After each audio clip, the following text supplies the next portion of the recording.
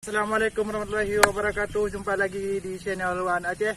No settingan, no feedback. Nah, di channel ini apa adanya, tanpa settingan, tanpa apa lagi? Tanpa apa lagi?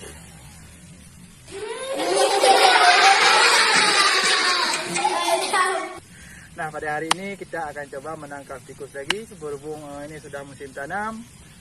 Tikus itu merupakan hama paling besar di sawah. Negara agribisnis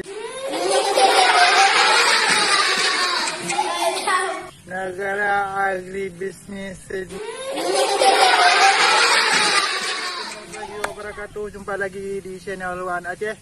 No settingan, no feedback. Nah, di channel ini apa adanya, tanpa settingan, tanpa apa lagi?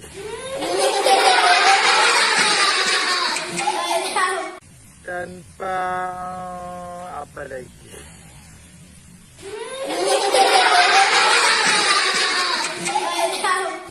Nah, pada hari ini kita akan coba menangkap tikus lagi. Berhubung ini sudah musim tanam. Tikus itu merupakan hama paling besar di sawah. Negara agribisnis wabarakatuh.